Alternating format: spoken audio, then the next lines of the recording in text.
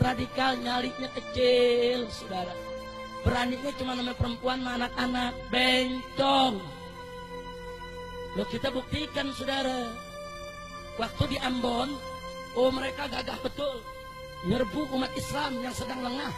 Lagi beridul fitri, saudara, tahun 1999. Februari 1999, tatkala umat Islam baru selesai sholat Id, pulang ke rumah, lagi lebaran, diserbu, dibunuh, dibantai. Anak kecil kita disembelih, perempuan yang lagi hamil dibelah perutnya, saudara.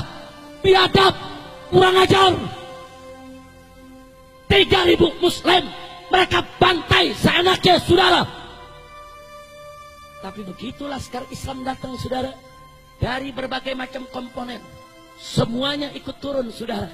Dari NU-nya, dari Muhammadiyahnya, saudara, dari Wasliyahnya, dari FPI-nya, dari Majelis Mujahidinnya, dari Laskar Jihadnya. Tanpa memandang perbedaan yang ada di antara kita, kita sama-sama turun ke Ambon, saudara.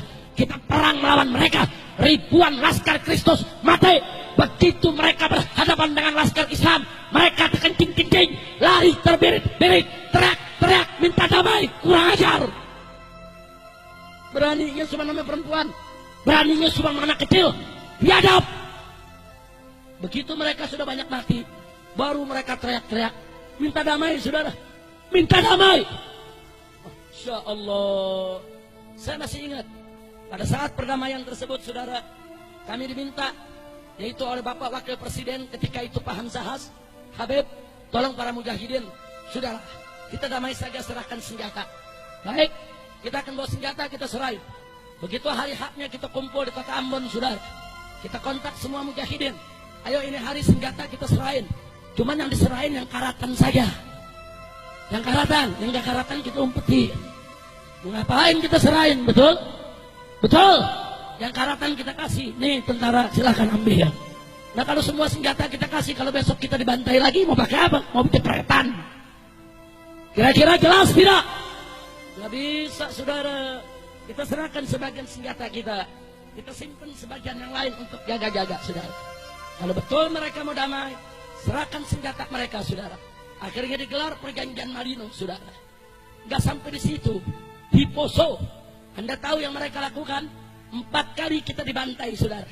Dari tahun 98, 99, 2000 dan 2001, saudara.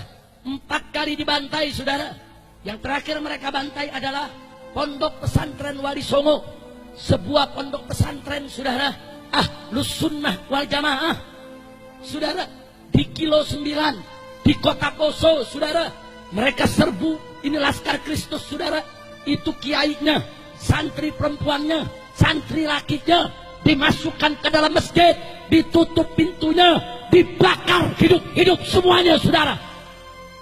Biadab. Santri-santri perempuan sebagian mereka perkosa, mereka bunuh, mereka masukkan ke sumur mayatnya, saudara. Biadab. Nggak sampai di situ, saudara. 100 muslimah kita mereka tangkap, mereka tawan, mereka telanjangi, bugil tanpa pakaian di tengah kota Poso, saudara. Mereka arak, saudara, dengan tarian-tarian adat mereka, dengan minuman keras, mereka arak, mereka perkosa rame-rame. Biadab.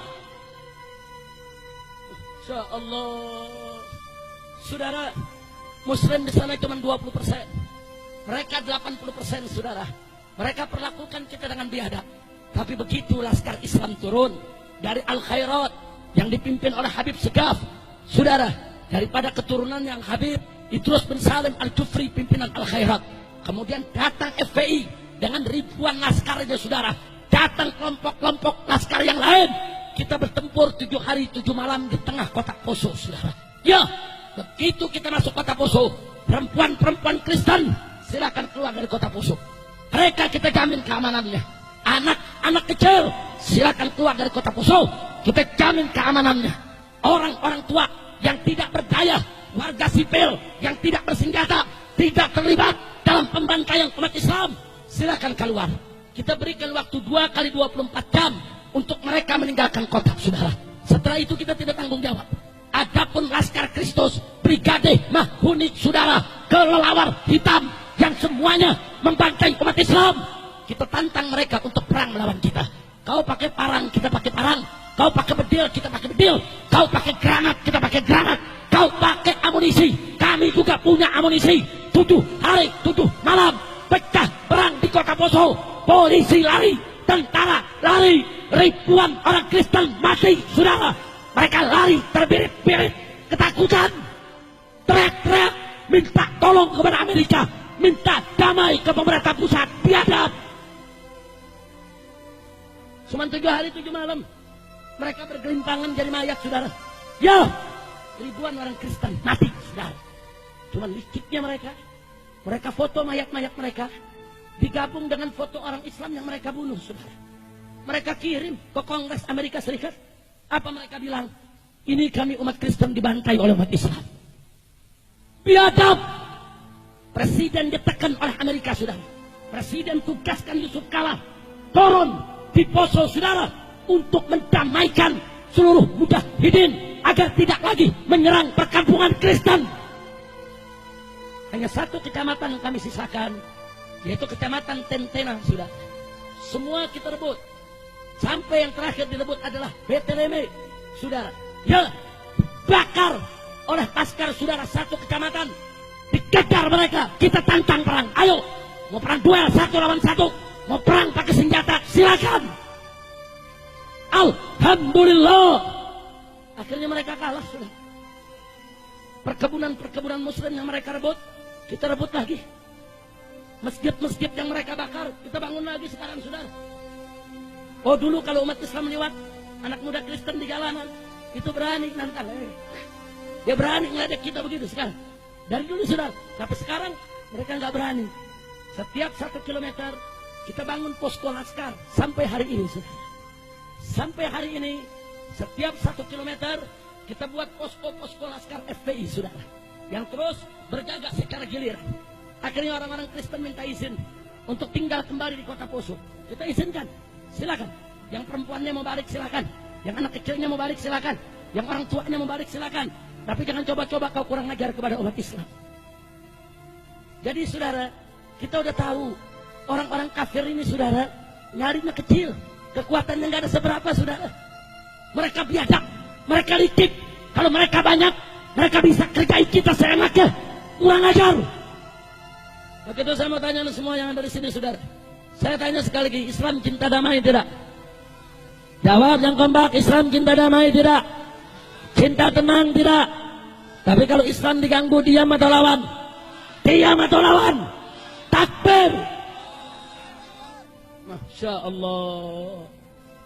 Salah seorang panglima kami, Habib Muhdar Al-Hasni, saudara, panglima perang pasukan Laskar Mujahidin yang ada di Poso, setelah melaksanakan tugasnya yang terakhir, ratakan kota Beteleme, saudara. Akhirnya begitu mereka pulang disergap oleh Brimob, mereka ditangkap berenam dengan anak buahnya dan mereka ditembak mati di tempat, saudara. Kemudian pihak Brimob mengumumkan di Poso, kami sudah membunuh teroris. Tapi tahu yang terjadi apa, saudara? Besoknya 50.000 umat Islam dari Parigi, dari Ampana, dari Morowali, dari Palu, semua turun ke kota Poso untuk mengusung jenazah Habib Muhdar Al-Hasni dan kawan-kawannya sebagai pahlawan mati syahid membela umat Islam di Poso, saudara. Takbir. Anda tahu orang kafir di sana kalau sudah dengar nama Habib Muhdar Al-Hasni dipanggilnya Adong, saudara. Kalau udah dengar nama Adong, satu kampung lari, nggak berani tinggal di tempat, saudara. Ya, karena saat-saat perang, saudara, beliau telah menunjukkan luar biasa keberaniannya. Umurnya baru 26 tahun, badannya kurus, tidak besar, saudara. Tapi nyalinya seperti nyali datuknya, nyali keluarganya Ahlul Bait. Beliau nggak pernah mundur untuk berhadapan dengan orang-orang kafir. Dan cintanya warga Poso kepada beliau luar biasa, saudara.